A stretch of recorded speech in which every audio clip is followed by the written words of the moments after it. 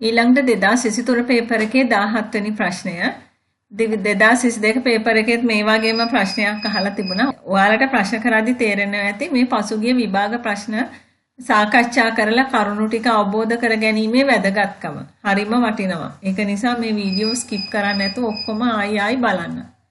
17 පහත කවර ප්‍රකාශය නිවැරදි වේද කියලා ඒකෙත් අහන්නේ.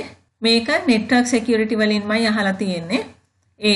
ගුප්තකේතනය එක් භාවිතයක් වන්නේ දත්තවල රහස්‍යභාවය සහතික කර ගැනීම. ඉතින් ඇත්තටම අපි ගුප්තකේතනය කරන්නේ ඒකටනේ නේද? අපේ password, username password, ඒ වගේම අපේ credit card details, ඒ වගේ ආරක්ෂිත දත්ත sender ගේ ඉඳලා receiver ට යනකොට මේ sannivedana මාධ්‍යයක් දිගේ hacker කෙනෙක් මේක hack කරයි කියලා හිතලා ඒකට ආරක්ෂාවක් දෙන්න. ඒකේ රහස්‍යභාවය ආරක්ෂා කරන්න තමයි හොඳ ටෙක්නික් එකක් විදිහට තමයි අපි මේ ගුප්තකේතනය පාවිච්චි කරන්නේ. ඒතොර ඒක හරියටම හරි.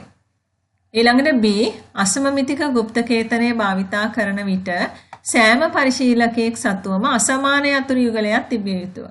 මේක 2022 පේපර් එකෙත් එහෙමම තිබ්බා. නේද? අසමාන යතුරු දෙකක් තියෙන්න ඕනි කියලා අපි ඩිස්කස් කළා. ඉතින් B හරි.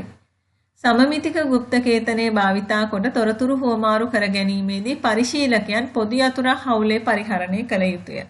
ඇත්ත නේද? සමමිතික ගුප්තකේතනයේදී පොදු යතුරක්. අසමමිතික ගුප්තකේතනයේදී යතුරු දෙකක්. ඒතොර 2022 පේපර් එකෙත් ඕකමයි තිබුණේ. හරිම ප්ලේසි. ABC තුනම තමයි මේකේ හරි උත්තර විදිහට තියෙන්නේ. 17ටත් 5 තමයි එන්නේ.